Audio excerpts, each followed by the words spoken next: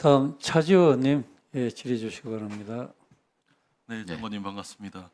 장관님 기억하실지 모르겠지만 20여 년 전 이제 통일부 장관 하실 때 전 좀 젊고 홀쭉한 의사로 저희 통일부에서 일을 하고 있었습니다. 의사 선생님으로 도와주셨죠. 네네.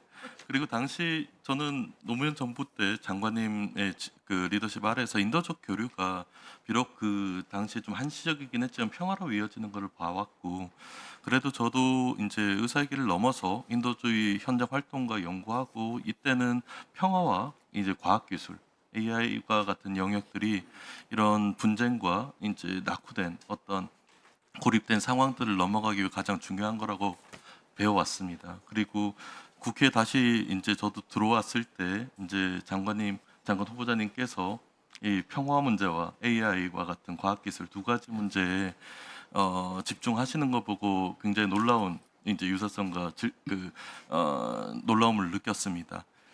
그리고 이제 다시 아까 후보자님께서 얘기하셨듯이 20여 년 동안 사실 저도 굉장히 다양한 현장에서 일을 했었는데 북한만 보면 계속 내리막길이었던 것 같습니다. 이제 북한 내부에서의 가졌던 이제 평화 문제는 이제 돌이킬 수 없을 정도로 부서져 있고, 또 북한 내 과학 기술도 뭐 핵이라든지 몇 가지 분야에만 집중한 상태에서 커져 왔습니다.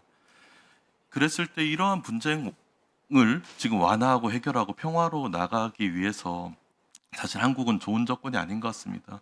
유일하게 수단으로 삼았던 제재 마저도 어떻게 보면 좀 폭력적인 수단이긴 했었지만 이제 군사적 수단이 아닌 상황에서 가장 이제 그 써왔던 것도 이제 북러 동맹이 이루어지면서 실질상의 효용성을 잃게 돼버린 상황에서 북이 이제 대화 협력으로 끄집어내기 위해서는 저는 이제 분쟁에서는 그 국가가 원하는 게 지금 가장 필요하는 게 뭔지를 파악하는 게 중요한 것 같습니다.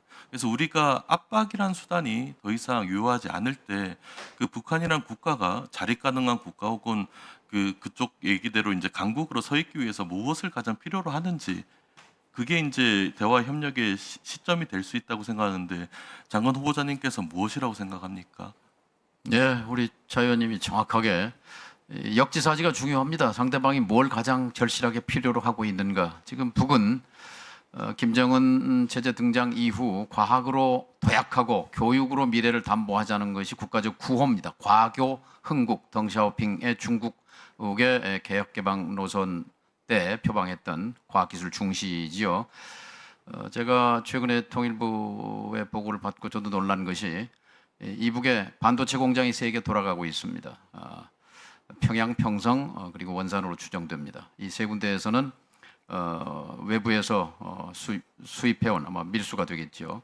그 반도체를 가지고 휴대폰을 자체 생산하고 있습니다. 휴대폰에 공급하는 반도체를 자체적으로 조립하고 있는데 가장 절실하게 전 세계가 지금 AI 혁명 복판으로 진입하고 있는데 북한도 아마 조바심이 날 겁니다. 그런 점에서는 일정 부분 AI를 중심으로 한 과학기술 협력 분야가 앞으로 남북 협력의 중요한 분야라고 생각합니다.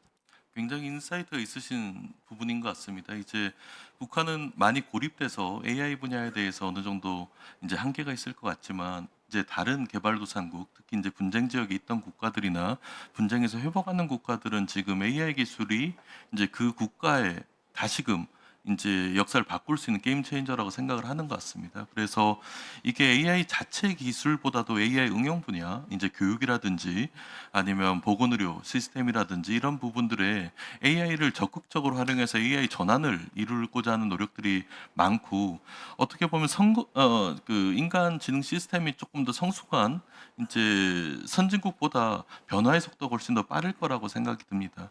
그거는 그동안 이제 수십 년 동안 정치적 불안정성과 행정력의 미비, 그리고 경제적 이제 빈곤을 때문에 이제 가능하지 않았던 이제 도약들이 이 AI 기술로 인해서 한꺼번에 올 수 있다는 조금 신뢰가 있다, 그 희망들이 가지고 있어서 그런 것 같습니다.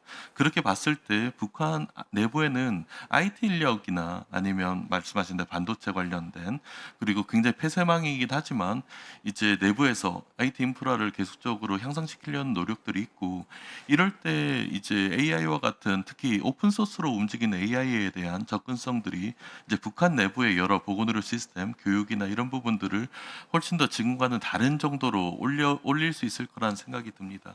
그랬을 때 이제 북한이 이제 다른 개발도상국보다 이 부분에 대해서 관심을 많이 가질 수밖에 없고 그렇게 됐을 때 한국은 이런 AI 기술들이 이제 무기라든지 아니면 군사적 목적에 의해서 오용되지 않게 북한을 이제 제대로 선한 AI 혹은 좋은 의미의 AI로 전환시킬 수 있게 북한을 포용하는 자세가 굉장히 중요할 거라고 생각이 들고 그랬을 때 이제 이게 남북 협력 틀 안에서 가능할지 혹은 이제 북한이란 사회, 특히 북한에서 이 부분을 추진할 수 있는 과학기술 인력들을 국제사회에서 AI 전환하는 그 그룹들과 좀 연계시키는 방법들이 우선시돼야 될지 조금 많은 고민들이 생각하는데 그 장관 후보자님께서는 어떻게 생각하십니까? 예, 그런 것들이 가능하기 위해서 북미 관계 개선이 관건이라고 생각합니다. 그런 점에서 아마 김정은 위원장도 트럼프 대통령과의 정상회담에 대한 수요가 크다고 생각하는데요.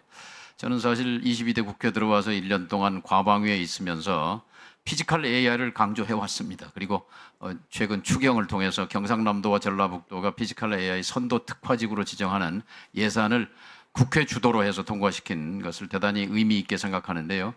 AI 플러스 보건, 의료, 재난, 농업 분야 이 선한 AI를 남북 협력의 대상으로 확장하는 것은 굉장히 유의미한 의미가 크다고 생각합니다. 그러면 지금 김일성 대학 네.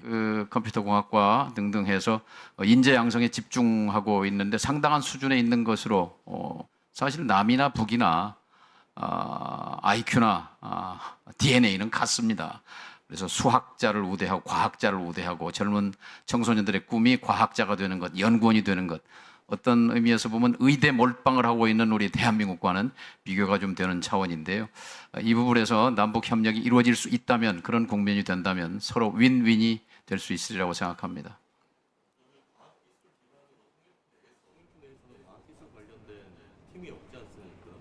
예, 앞으로 그 부분에